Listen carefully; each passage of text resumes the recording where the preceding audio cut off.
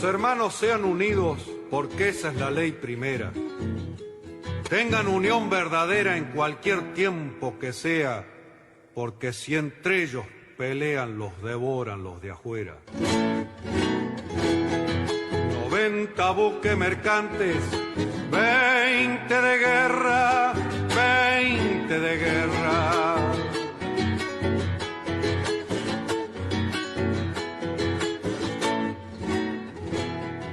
Vienen pechando arriba las aguas nuestras, las aguas nuestras.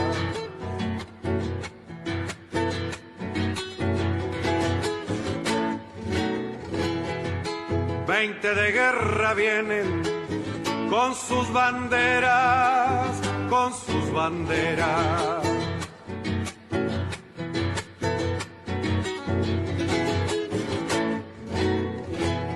La pucha con los ingleses, quien los pudiera, quien los pudiera.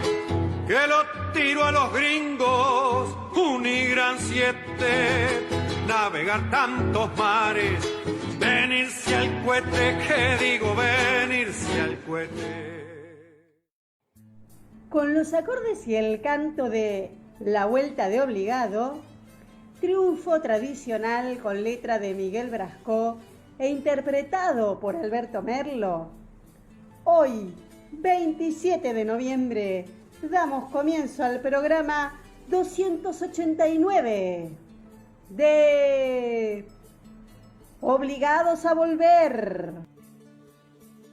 Programa que se transmite todos los miércoles y sábados a las 18 horas por nuestra página en Facebook, Obligados a Volver, programa radial.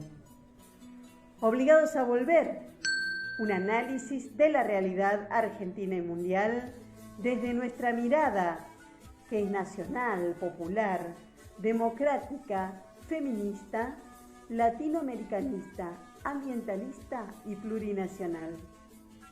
Obligados a volver, porque como dijo el general San Martín, cuando la patria está en peligro, todo está permitido, excepto no defenderla. Recordando y reivindicando además nuestras consignas fundacionales: lealtad a Perón, Cristina Conducción. Dirección: Norberto Raful y consejo de columnistas y asesores.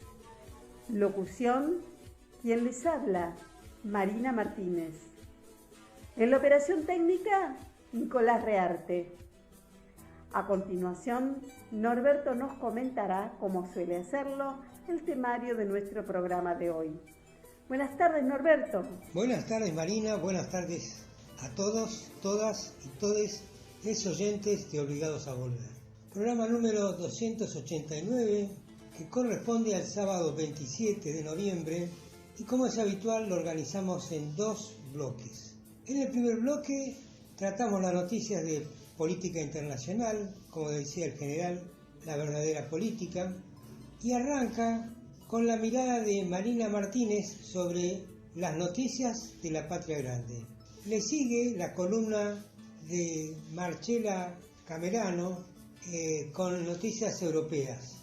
Y cierra, digamos, el primer bloque, la política internacional, tradicionalmente enfocada desde la mirada de Hernán Pereira. Hacemos un pequeño paréntesis para informar sobre nuestros otros medios de comunicación y entramos al segundo bloque, también llamado segmento cultural de los días sábados, que se inicia con el panorama teatral, la columna de Marisa Barrera, y luego le sigue la columna Detrás de un tango de Nora Bologna, que hoy se va a referir al Día de la Militancia y a los militantes en el campo del tango. Y a continuación, cerrando el bloque y el programa, la columna Cine Argentino, que hoy inauguramos los días sábados, de la mano de Fabián Dueck, con una interesante programación y comentarios sobre estrenos de la semana. Dicho esto, ¿qué te parece, Marina, si arrancás con tu columna? Buenas tardes, queridos oyentes de Obligados a Volver. Soy Marina Martínez y en este espacio de noticias de la Patria Grande, hoy les voy a comentar lo sucedido con las elecciones del pasado 21 de noviembre en Venezuela. Allí el chavismo logró una contundente victoria. Había en disputa 3.082 puestos de elección popular, entre gobernaciones, alcaldías, diputados, consejos legislativos estatales y concejales municipales. Para todos estos puestos se presentaron 70.000 candidatos, sí, 70.000 candidatos. Lo que le otorga gran legitimidad a estos comicios es la concurrencia a las urnas de la gran mayoría de la oposición, incluida la que hasta hace unos meses se mantuvo atada a la desestabilización y al golpismo, ordenados por supuesto por el imperio, y que había jurado no participar en comicios con el chavismo en el poder. Parece que cambiaron de opinión. No les alcanzó claramente para disputarle una gran cantidad de escaños al chavismo. El hecho constituye una gran derrota política del desconocimiento de la institucionalidad venezolana que encabeza, por supuesto, Estados Unidos, y de la descalificación al Consejo Nacional Electoral venezolano, y la propuesta de cambio de régimen sostenida también por el imperio, desde la época de Obama, arreciada duramente por Trump y mantenida actualmente por Biden, que no ha cambiado demasiado su postura con respecto a los países de Latinoamérica y especialmente Venezuela y Cuba respecto, ¿no?, de lo que hacía Trump. También la asistencia de un gran porcentaje de la población, un 42,26%, que asistió a votar. Esta es una proporción que es habitual en los comicios en Venezuela. No ha habido una disminución importante. No obstante, hay que tener en cuenta que el implacable bloqueo que ejerce Estados Unidos sobre Venezuela y la persistente desconfianza que ha transmitido a través de los medios de comunicación respecto al Consejo Nacional Electoral, bueno, evidentemente esta desconfianza sembrada por la oposición guaidoísta entre sus seguidores debe haber producido posiblemente un efecto en la votación. De los cargos que se elegían, el chavismo se ha adjudicado 19 gobernaciones y solo 3 la oposición. Una de estas 3 es el estratégico Zulia, que es sede de importantes yacimientos petroleros, que es también el más poblado del país y fronterizo con Colombia. Por lo cual este distrito sí resulta una pérdida sensible para el chavismo, ¿no?, más bien estratégica, podríamos decir. Mientras, es inminente la definición de la gobernatura de Barinas, que es el estado donde nació Chávez y por ello es simbólico. El GPP conquistó 205 de las 322 alcaldías ya adjudicadas por el Consejo Nacional Electoral y la oposición solo 117. Es seguro que la mayoría de los cargos de miembros de los consejos municipales y estadales irán a manos del chavismo. Cabe subrayar también que el PSV se hace con 9 de las 10 alcaldías más importantes del país. La elección del 21 de noviembre es realmente una gran victoria del pueblo venezolano y de las fuerzas revolucionarias y populares de América Latina y el Caribe. le guste o no a Estados Unidos y a la Unión Europea, refuerza aún más el liderazgo del presidente Nicolás Maduro, el prestigio internacional de Venezuela y no deja espacio para las políticas de bloqueo y cambio de régimen que más temprano que tarde tendrán que cambiar.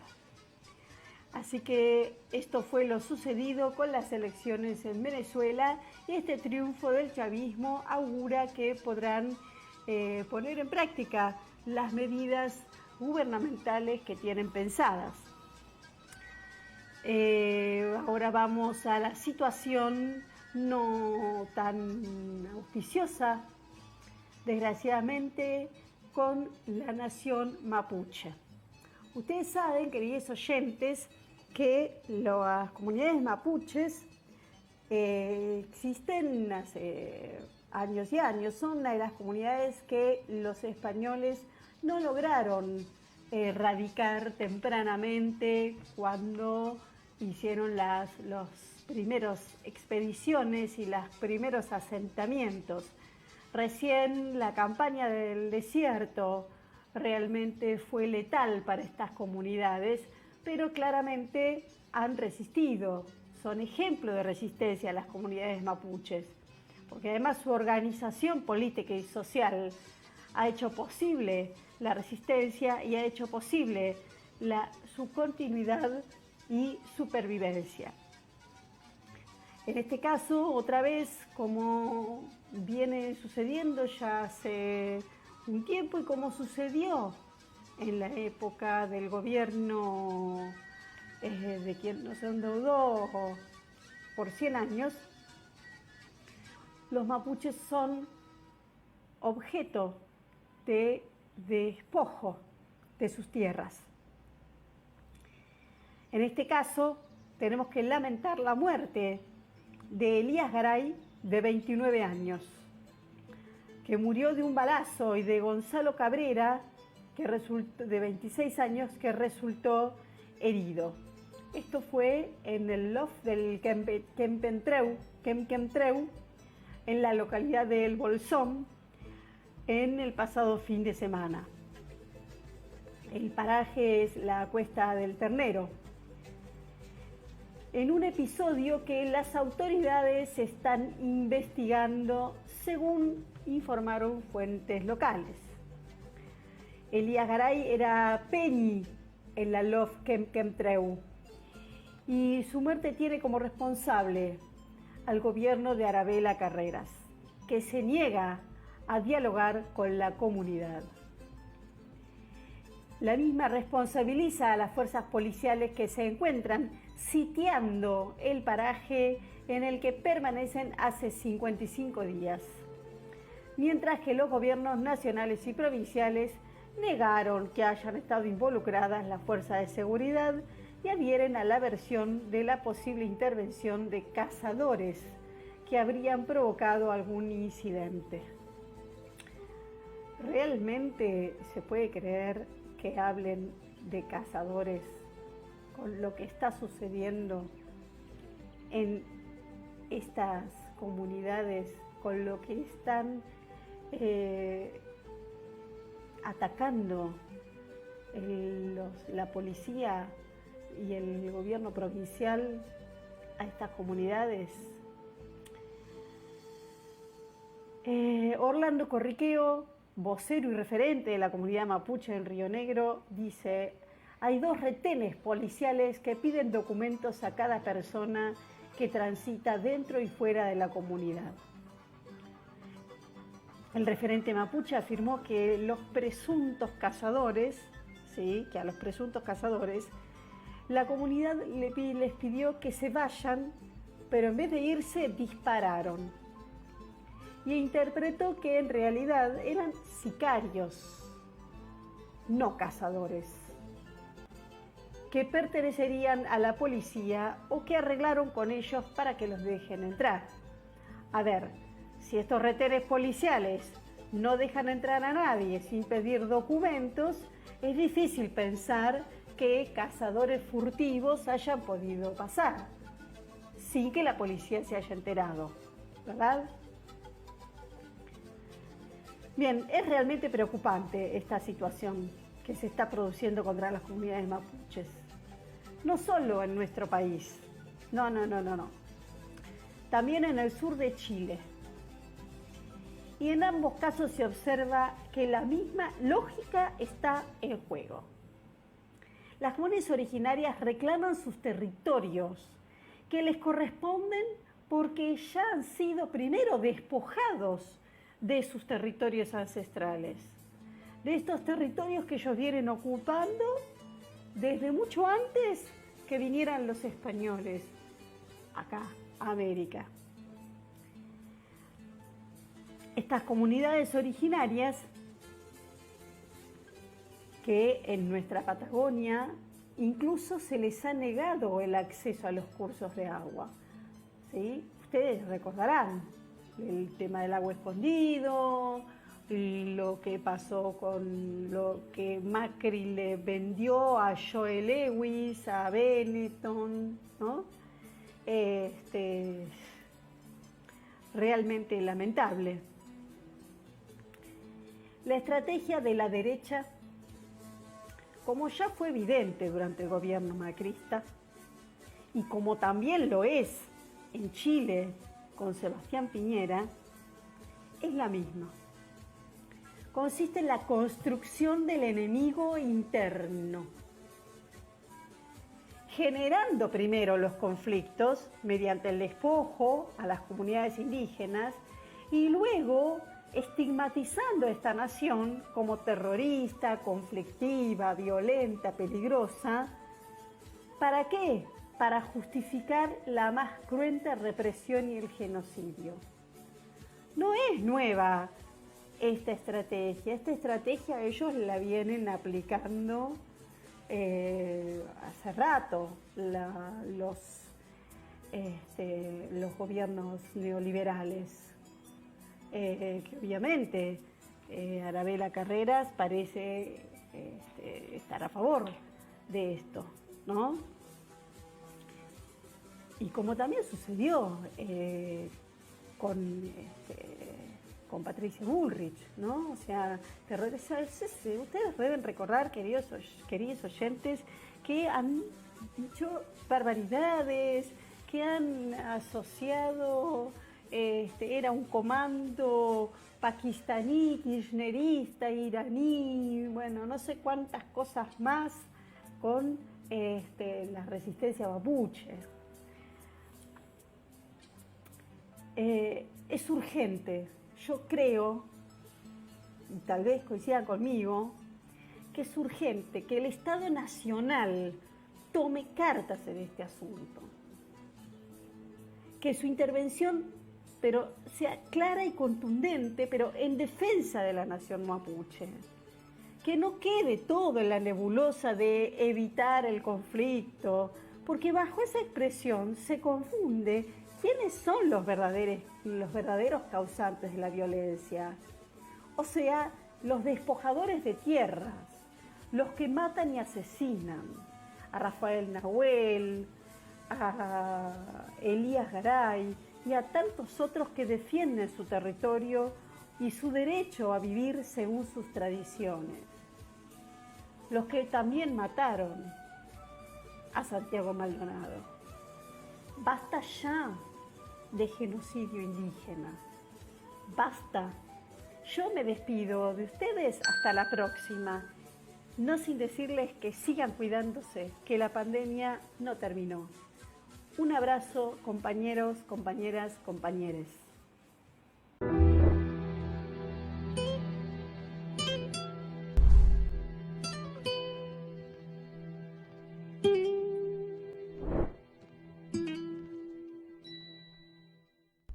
Hola a todos y todas los oyentes de Obligados a Volver.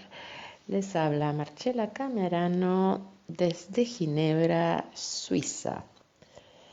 Entre todo este caos de la suba y el aumento de casos de COVID en toda Europa, donde cada país está viendo las futuras restricciones debido a la a la poca población que no se ha vacunado, los partidos, los gobiernos de derecha aprovechan para hacerse más fuertes y debilitar a los inmigrantes en las diversas fronteras. En Francia, Éric Zemmour, la derecha de la ultraderecha. Éric Zemmour podría superar a Marine Le Pen y pasar a segunda vuelta en las elecciones francesas. Él está arrasando por esa sobrepresencia en los medios de comunicación que lo sostienen debido a las pautas. Zemmour es judío, árabe, de origen argelino, cuya familia abandonó Argelia poco antes de arrancar la Guerra de la Independencia. Él nació en Francia en 1958. Cabe destacar que Zemmour está condenado en 2 ocasiones por incitación al odio. Él detesta por encima de todo el feminismo, el antirracismo y la ideología gay. Lo llama ideología porque para él la homosexualidad se elige. Entre las encuestas ha podido superar del 17% a Marine Le Pen. Con la llegada de Éric Zemmour a Ginebra, propuesto por el abogado Marc Bonin, quien le cotiza su campaña, Ginebra, en Suiza, hubo manifestaciones antirracistas contra la presencia del candidato presidencial fascista francés, quien llegó esta semana a la ciudad helvética para dar una conferencia, pero miles de personas en Suiza salieron de inmediato a las calles en inmediaciones del hotel donde se ubicaba, donde se hospedaba, para rechazar la presencia en suelo suizo. Se ha declarado a Éric Zemmour persona no grata. En la marcha que fue autorizada por la ciudad de Ginebra, se escuchaban consignas como Ginebra sigue siendo antifascista.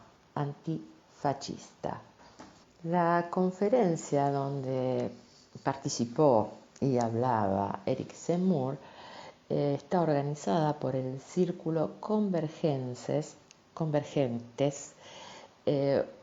una organización que organiza cenas de debates con célebres personalidades, donde para participar en ellas hay que pagar alrededor de $200.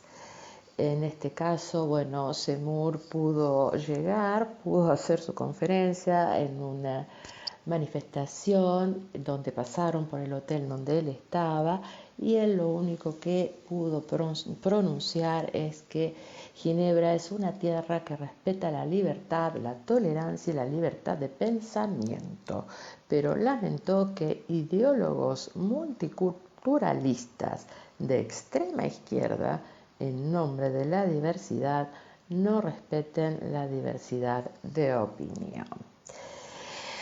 Cabe destacar que en el medio de una crisis económica como la que está sufriendo el mundo entero, estas personas no nos ayudan para nada, y sin embargo la crisis del COVID sigue avanzando e empeorando el mercado de empleo, de alquileres y de la gente sin abrigo que está en las calles. Aumenta día a día.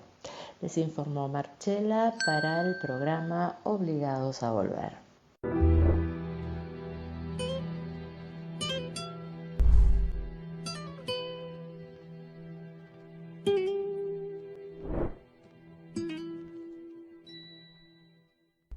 Buenas tardes compañeros, este es el informe de política internacional. Mi nombre es Hernán Pereira, soy colaborador desde hace unos años de Obligados a Volver. Evidentemente en el ojo de la tormenta de las noticias de política internacional se encuentra lo que está ocurriendo en Chile. El 19 de diciembre va a haber el balotaje presidencial con el candidato ultraderechista Kast versus el progresista Boric del Frente Grande en alianza con el Partido Comunista. Lo que está revelando las encuestas es que hay una paridad en torno al 39% para cada candidato. Si se suman los votos de todos los sectores de derecha en la primera vuelta, da como el 54% contra el 46% del progresismo, es decir, de los que irían para Boric. Pero no hay ninguna cuestión matemática en esto, los votos no se trasladan mecánicamente. Las encuestas dan esta paridad en este momento, con muchos indecisos todavía, y lo que es preocupante es el bajo nivel de participación, no llegó a 48% del total de empadronados en la primera vuelta, y si sigue bajo el nivel de participación, esto favorece sin duda al candidato de la ultraderecha, porque lo que ha revelado el estudio del proceso electoral es que quienes no votaron son los más pobres, los de menos instrucción en cuanto a concurrencia ciclo escolar, y gente que se desinteresó de la política por el discurso de los medios de comunicación. Es decir, directamente es un golpe a los sectores populares. De todas maneras, políticamente es muy grave lo de Chile, porque de ganar Cast, incluso con un programa que deja chico a Pinochet, hasta van a pedirle a Flaxo que se vaya de Chile, un disparate.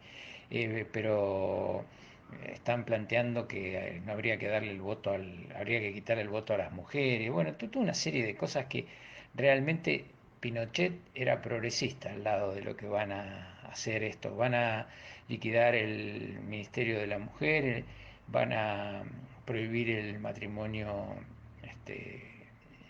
no tradicional, van a obligar a las mujeres violadas a tener los hijos, eliminan el aborto prácticamente en todos los casos. Digo, es una cosa de espanto directamente. Habrá que esperar a ver cómo sigue definiéndose esto. No hay mucha militancia ni mucho movimiento en torno a la candidatura de Boric. No ha aparecido una reacción como para hacer frente a los 2 puntos de diferencia que sacó Kast de ventaja en la primera vuelta. Casi 28 contra casi 26. Bueno, la contra noticia viene de Brasil. Una encuesta lo muestra a Lula con el 44% de apoyo en este momento versus el 21% de Bolsonaro para las elecciones presidenciales de la... Y el ex juez Sergio Moro, que lanzó su candidatura por un partido llamado Podemos, cosecha solo el 3%. Si Bolsonaro declinara la candidatura, Lula sube al 45%, Moro al 8%. El 67% de los brasileños considera que estaba mejor hace 10 años. Todo indica que si Lula se mueve bien y logra consolidar el frente que está encabezando, podría ser el nuevo presidente de Brasil en 2022. Y esto de algún modo equilibraría el desastre de Chile y volvería a poner en la senda del progresismo a los países de la América Latina. El tema es que los movimientos de ultraderecha están también poniendo piedras en el camino al gobierno de Bolivia. Hay una marcha convocada, una marcha de una semana convocada por los sectores del progreso de Bolivia. La marcha fue convocada por Evo Morales, partió de la localidad de Caracollo y va hasta La Paz. Participa el presidente Luis Arce, participa por supuesto Evo Morales y es para denunciar los intentos golpistas de la derecha. Hay en algunas ciudades protestas y paros, por ejemplo en Potosí las manifestaciones costaron un muerto porque hay una nueva ley del gobierno de Arce que pone límite al manejo del dinero negro. El 70% de la economía boliviana es informal y el gobierno trata de ponerla en el camino de la formalidad para poder incluso cobrar impuestos sobre todo esto. Y esto ha generado protestas y paros en contra de esta ley. El otro tema central de la política internacional tiene que ver con el avance de la pandemia, que en Europa está provocando estragos. En este momento, países como Austria y Eslovaquia han decretado el aislamiento por 2 semanas. Alemania está por tomar medidas muy fuertes también para tratar de parar los 50.000 casos que está registrando por día, y además con un promedio de más de 400 casos por cada 100.000 habitantes, que es una cifra realmente de terror. Y esto pese a las vacunas y a todo lo que se había avanzado. En Europa también se está viendo una gran movilización de los sectores que se oponen al uso del pasaporte sanitario, sí que hay que estar vacunado para hacer ciertas actividades, incluso para ir a trabajar. Hubo serios incidentes en la noche del miércoles al jueves en Rotterdam, con más de 20 detenidos y muchos heridos. Hay también protestas en ciernes dentro de Alemania y la situación sigue tensa en el Reino Unido. También en Francia se están tensando las cosas porque el número de casos aumenta en forma continua. Yendo a los casos políticos que tienen que ver más con Argentina, hay de parte del establishment internacional mucha presión para lograr el arreglo con el Fondo Monetario Internacional, pero el fondo no afloja todavía en cuanto a los plazos del repago de la deuda ni a las tasas de interés que se van a aplicar, y además en cuanto a las exigencias que tienen que ver con las metas del programa económico que se va a poner en vigencia a partir del acuerdo con el Fondo Monetario, y que implicarían, si se aplica la receta que ellos pregonan, ajustes que el gobierno argentino en principio no está de acuerdo en aplicar. De todas maneras, falta una definición central del gobierno de Estados Unidos. Esta semana en Estados Unidos hay muy poco movimiento político porque Biden se tomó toda la semana por el Día de Acción de Gracias y el feriado prácticamente le otorga a todos unos cuantos días de descanso. Es una fiesta que ellos es muy tradicional y está enmarcada dentro de lo que realmente celebran y conmemoran. A Biden le encontraron un pólipo precanceroso en una colonoscopía que le realizaron hace unos días, pero se lo extirparon y dicen los médicos que no hay peligro, van a tener que seguirlo monitoreando, pero que no hay peligro por el momento y que la próxima colonoscopía tendrá que realizarla en varios años a la vista. De todas maneras, Biden convocó para los primeros días de diciembre a un Congreso Internacional de Defensa de la Democracia. Por supuesto, de América Latina no está invitado ni Venezuela, ni Nicaragua, ni Cuba. Sí fue invitado Perú, pero no fue invitado Bolivia. Hay que hilar muy fino frente a esto. Está invitada Argentina, está invitado Brasil, ya que son los intentos de Estados Unidos por volver a hegemonizar algún tipo de alianza que le permita mantener la supremacía en la región. Recordemos que está en juego lo de la instalación del sistema de 5G para Internet y la provisión de armamentos, sobre todo de aviones, para el caso de Argentina, que Estados Unidos no quiere que ingrese China ni ningún otro país, sino mantener el control sobre este tipo de acciones.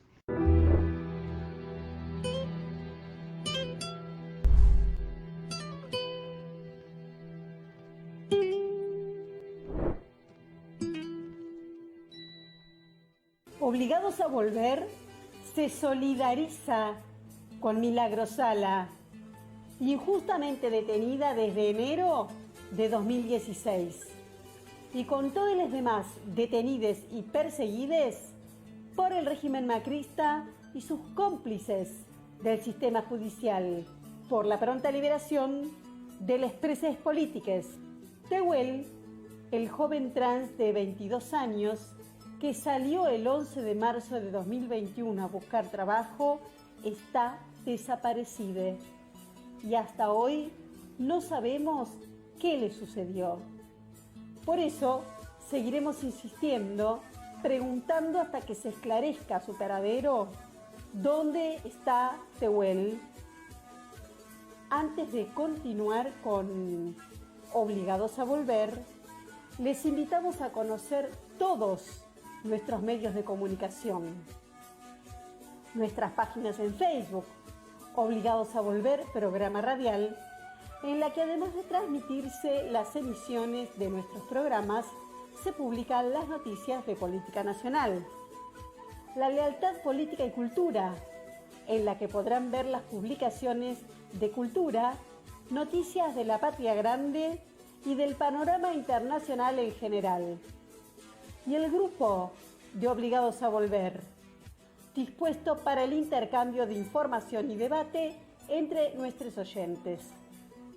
Además, tenemos el rotativo de Obligados a Volver, un servicio cotidiano de noticias, música y buen humor al que se accede adhiriendo a un grupo de WhatsApp. Les recordamos también que pueden suscribirse a nuestro canal de YouTube Obligados a Volver, donde pueden consultar los programas ya emitidos y material audiovisual en varias listas de reproducción.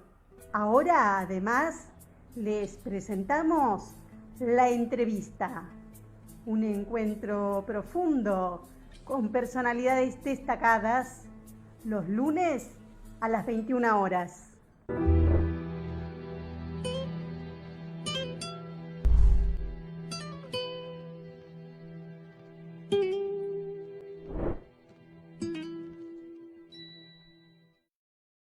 Hola a todos.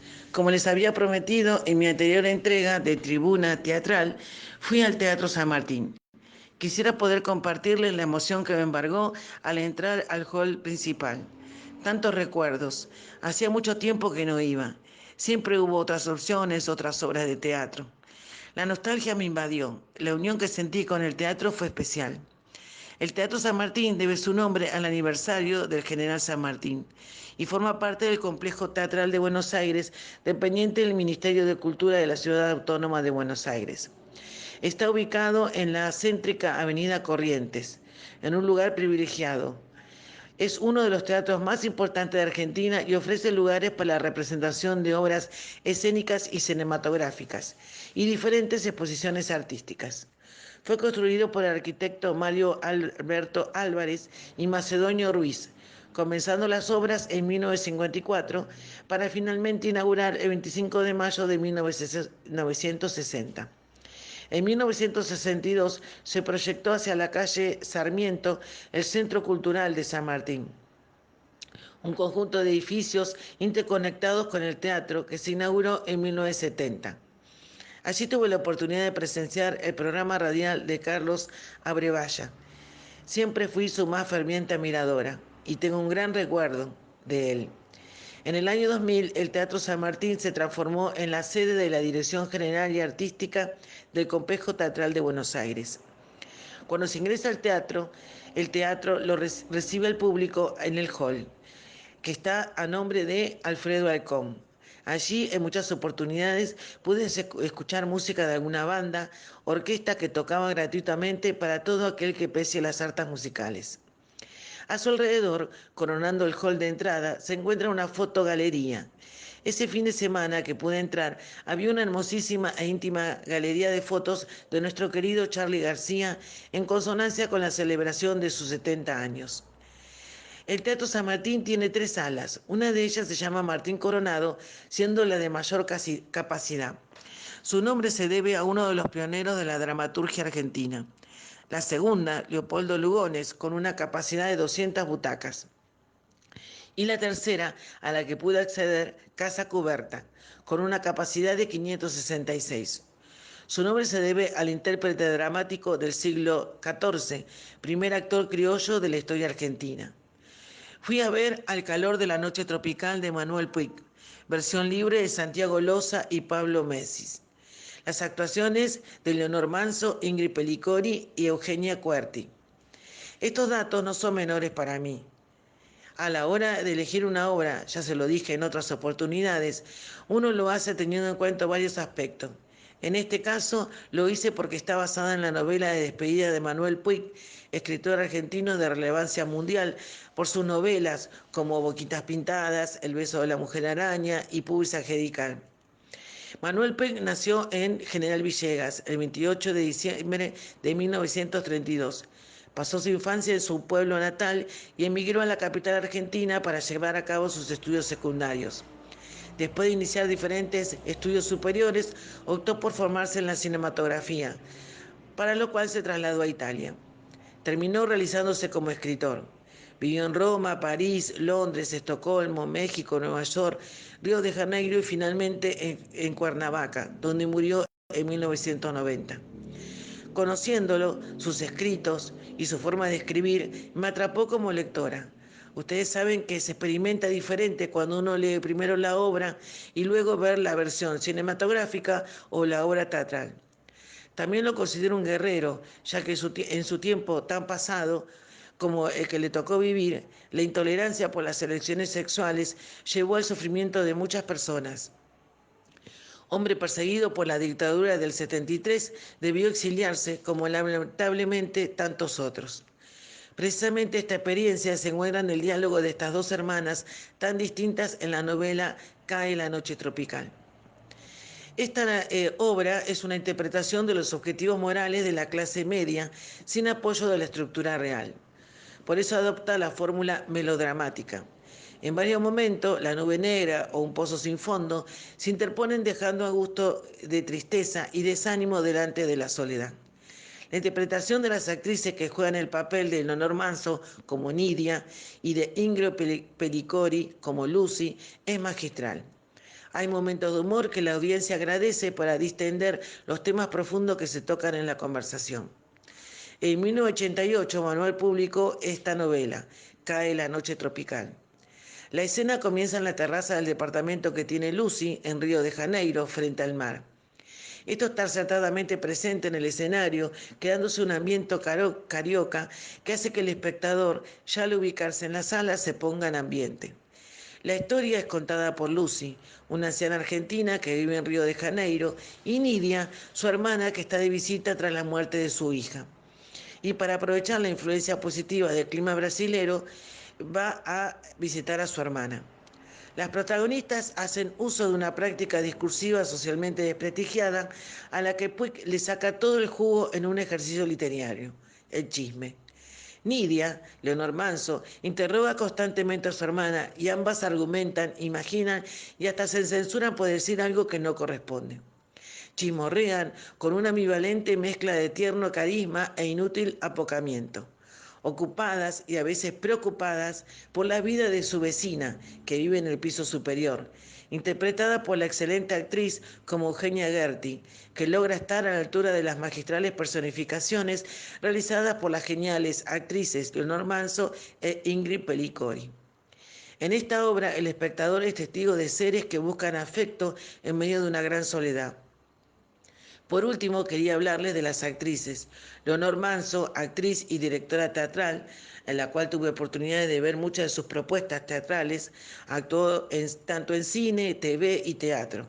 Nació en Almagro en 1948, se casó con Antonio Grimau y Patricio Conteras, ambos actores.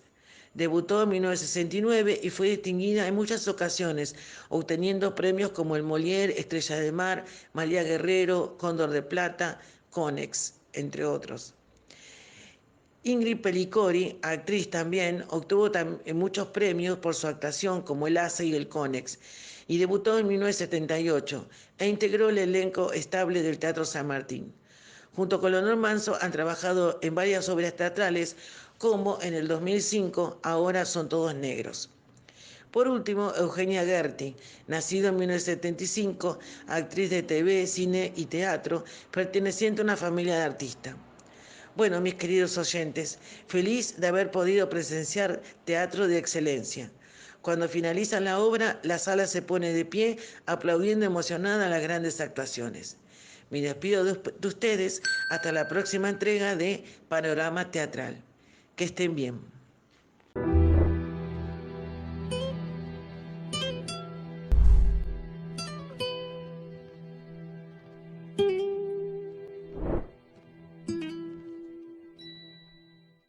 Buenas tardes, queridos amigos, oyentes de nuestro programa Obligados a Volver y de mi columna Detrás de un Tango. El pasado 17 de noviembre se conmemoró el Día del Militante, en recuerdo de ese día de 1972 en que el general Juan Domingo Perón volvía a la Argentina tras 18 años de exilio, luego del golpe de Estado conocido como Revolución Libertadora, que tuvo lugar en septiembre de 1955. Era la primera vuelta, más no la definitiva, del líder justicialista que se instalaría finalmente en el país desde el 20 de junio de 1973, cuando Héctor Cámpora ya había asumido la presidencia. Su retorno marcaba el final de un ciclo político. Otro gobierno de facto, conocido como Revolución Argentina y que había comenzado en 1966, comenzaba a resquebrajarse por la situación económica, junto con la cada vez más conflictiva situación política a la que intentó disciplinar sin éxito a base de represión. La vuelta de Perón era todo un símbolo. Bajo una copiosa lluvia, el expresidente pisaba suelo argentino acompañado por el secretario general de la CGT, José Ignacio Rucci, en una imagen que quedó inmortalizada. Algunos días atrás, el presidente de facto, Alejandro Lanusse, había dicho que a Perón no le daba el cuero para retornar. Un año después, Perón triunfaría, acompañado por su esposa Isabelita, en las elecciones de septiembre.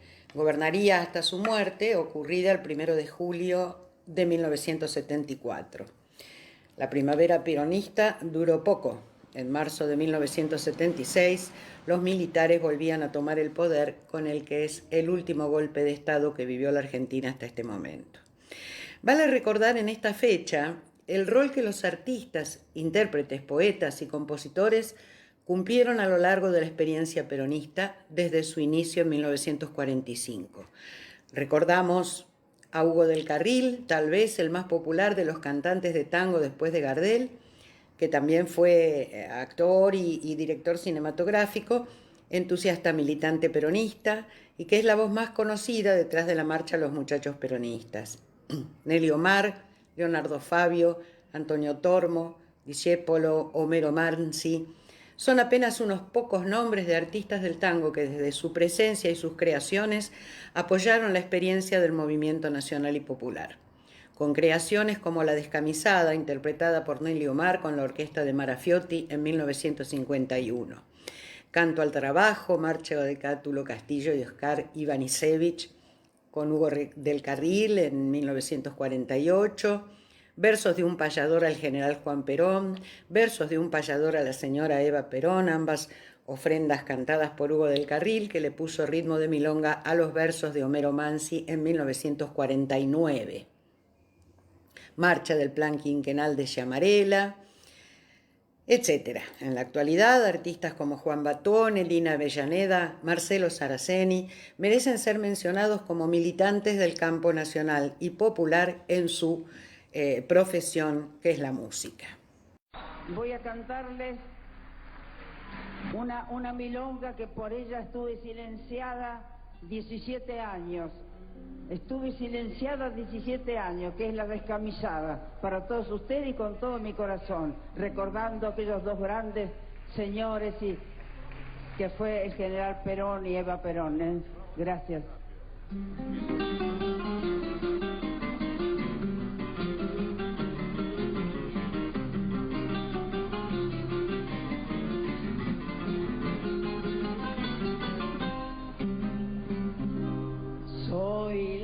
la mujer argentina, la que nunca se doblega y la que siempre se juega por Evita y por Perón.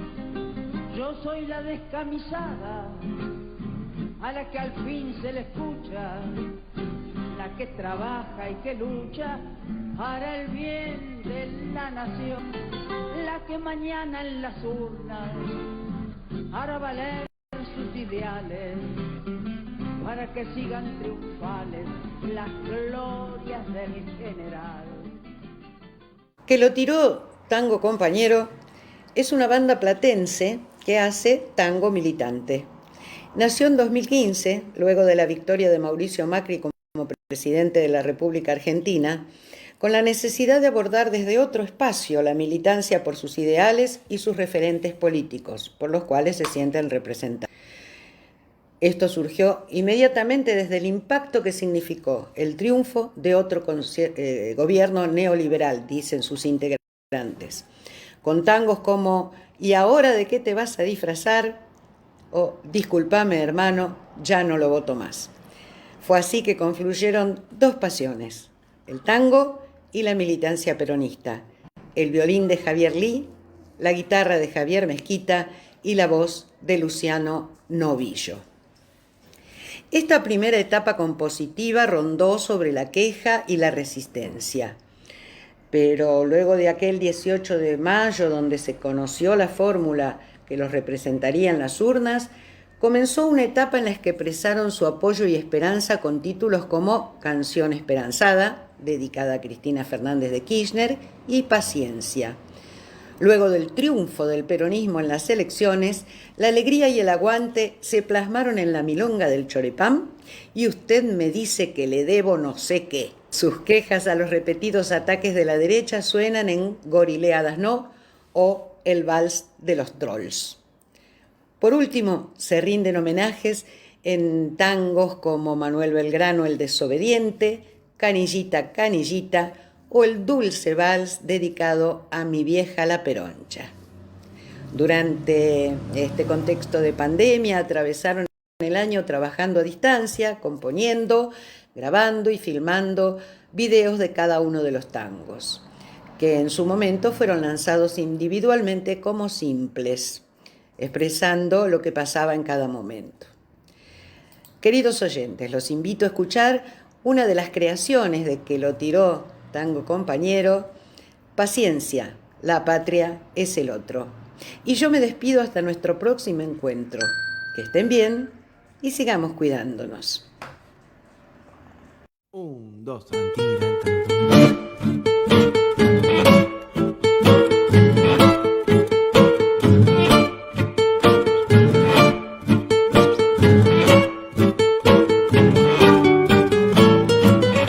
Está todo bien, te lo explico otra vez. Tal vez no fui claro, es que me enredé.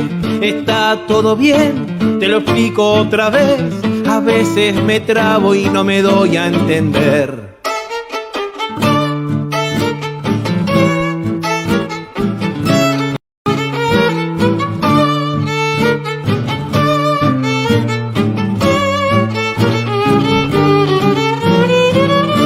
Está todo bien, te lo explico otra vez, con otras palabras porque no me entendés. Está todo bien, ahí vamos otra vez, te lo digo de a poco, 2 y 2 no son 3.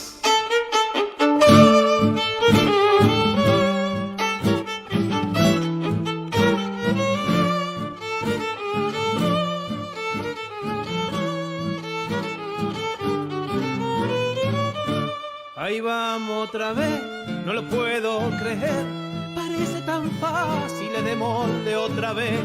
Sentate y mírame, te vuelvo a explicar, léeme los labios, te hablo pausado.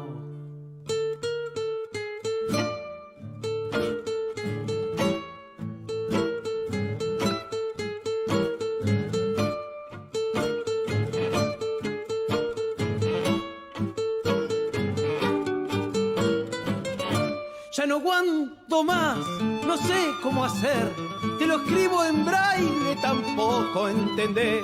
No cazás un fulbo, me revienta saber que está a la vista y no lo querés ver.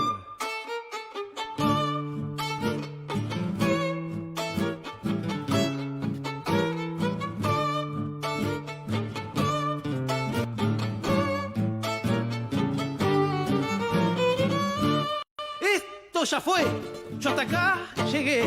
Te lo dije en mil formas, te lo dibujé. Ya no sé qué hacer, me disfrazo, no sé, con lenguaje de señas o te lo bato en francés. Si tu as voté pour ces enfoirés, sache qu'ils vont nous baiser, tes enfants, toi et moi. Si tu as voté pour ces enfoirés, sache qu'ils vont nous baiser, tes enfants, toi et moi.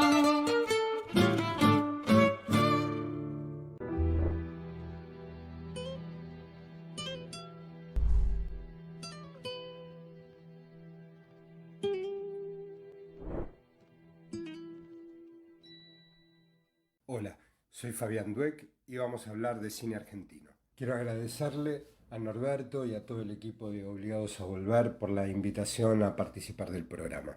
La propuesta es hablar de cine argentino, lo que se estrenó, lo que se va a estrenar y lo que podemos ver hoy. Esta es una semana típica para el cine argentino. Veníamos con 3 o 4 estrenos semanales, mayoría de documentales, estrenados no en salas comerciales, sino en las salas Inca, por ejemplo el Cine Gomón. Esta semana está en curso el Festival de Cine de Mar del Plata, lo que ha generado una novedad, un solo estreno en salas, pero varias películas muy importantes para ver en las redes. Ver películas online o por streaming, algo que ya existía, con la pandemia se ha consolidado. Tenemos la suerte de poder disfrutar las películas del Festival de Cine de Mar del Plata online. ¿Cómo tenemos que hacer? Ir a la web mardelplatafilmfest.com. Repito, mardelplatafilmfest.com. En la sección de programación, seleccionar un título y hacer clic en ver la película. Así de simple. La primera vez van a tener que hacer un usuario, luego eso ya queda y van a tener acceso a películas, con la única excepción de las 12 que son parte de la competencia oficial.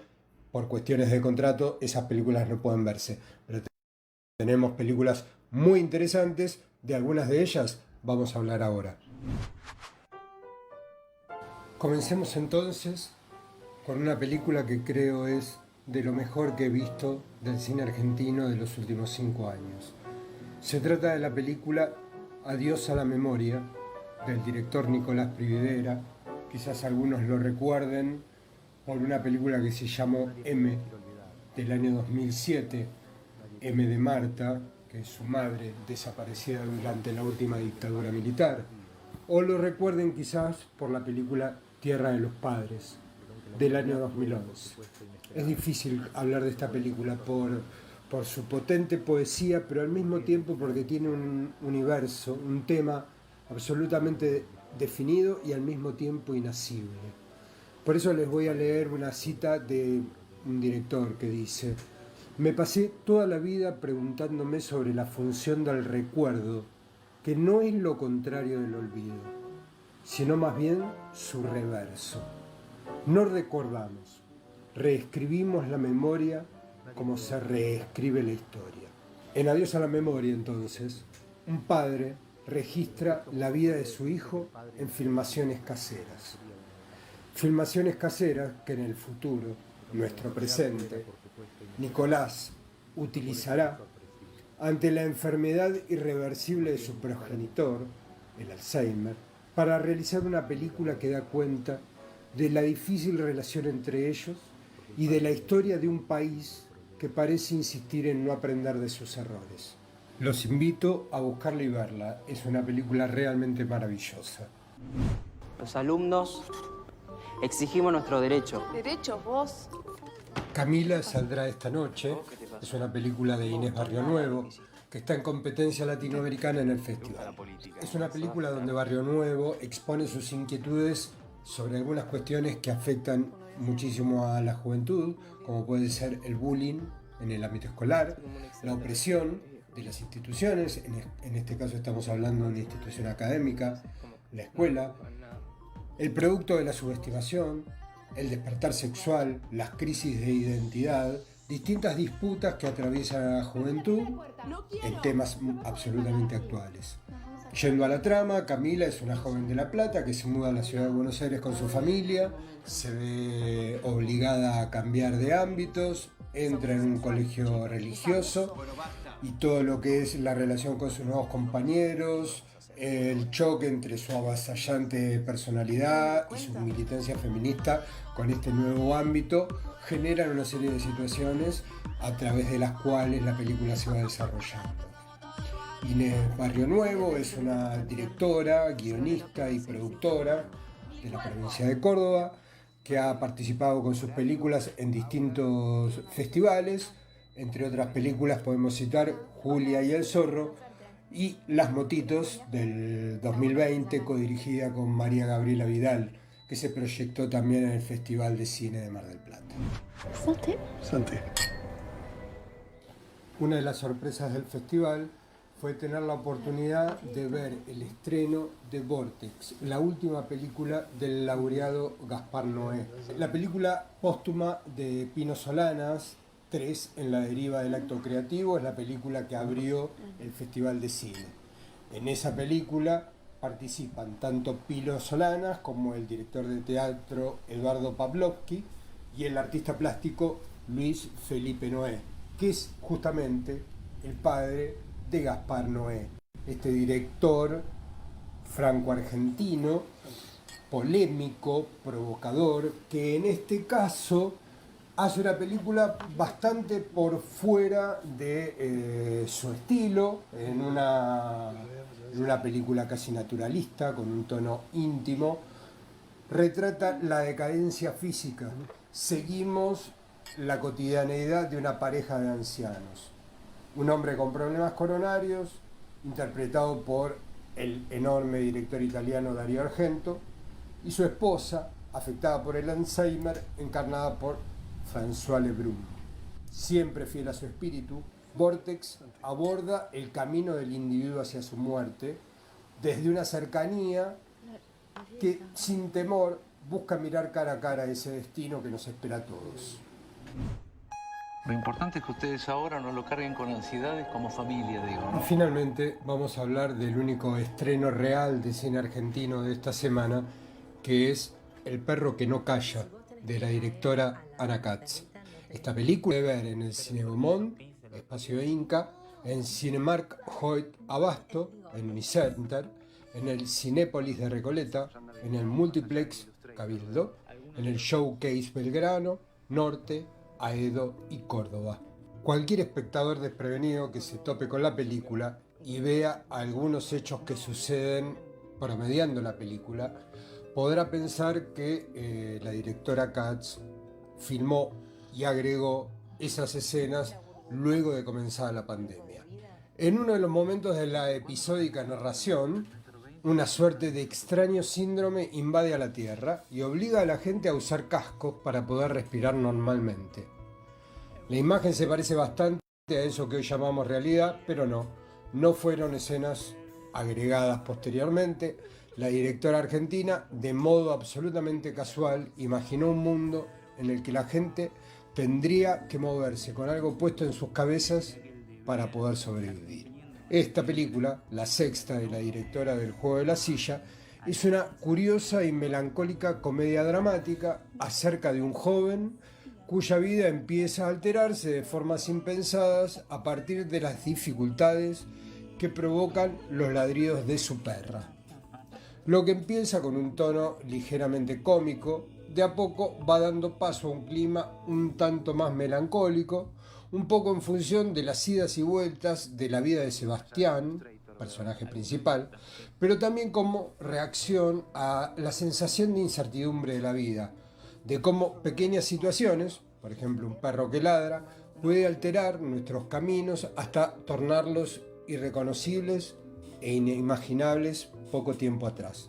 La película, filmada en blanco y negro y con el aporte de algunas escenas contadas a través de dibujos, sigue a Sebastián a través de su paso por otros trabajos y en intercambios con otras personas con las que se va involucrando, incluyendo a su madre, amigas de ella y una chica que baila muy raro, interpretada por Julieta Silverberg, entre otros personajes.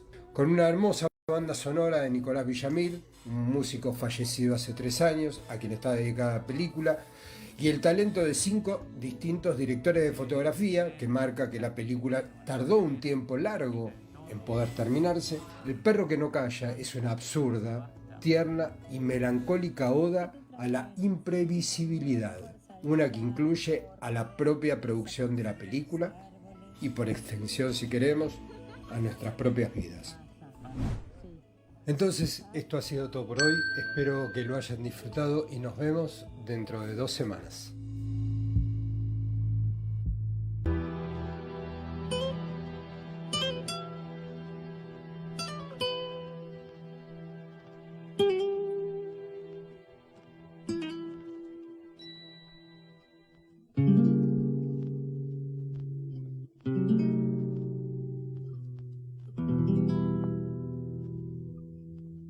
Se nos está terminando el programa.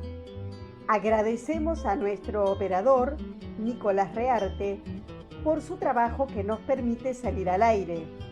A todos los oyentes por su atención, especialmente a los que ponen me gusta en nuestras páginas de Facebook. Antes de despedirnos, les recordamos que nuestro programa de radio, Obligados a Volver, se transmite todos los miércoles y sábados, siempre a las 18 horas. Este fue otro programa de Obligados a Volver, emitido desde nuestra página en Facebook, Obligados a Volver, programa radial. Volvimos, pero estamos obligados a seguir militando, porque la patria sigue estando en peligro, ya que la derecha reaccionaria conspira constantemente para derrocar a nuestro gobierno, que con sus aciertos y errores trata denodadamente de resolver las dificultades provocadas por las 2 pandemias. Por eso, continuaremos con nuestra tarea, siguiendo el legado del libertador San Martín. Cuando la patria está en peligro, todo está permitido, excepto no defenderla. Recordando y reivindicando nuestras consignas fundacionales: lealtad a Perón, Cristina Conducción.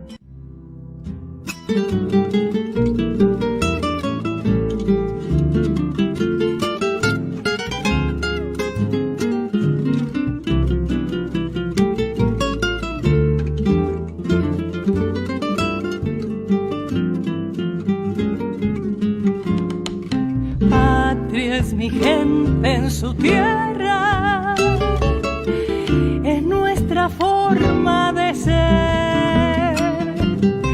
Soberano es de su patria, quien la sabe defender. Soberano es de su patria, quien la sabe defender. Mujeres luchando, es codo a codo el deber, soportando el mismo fuego, antes muertos que ceder, soportando el mismo fuego, antes muertos que ceder.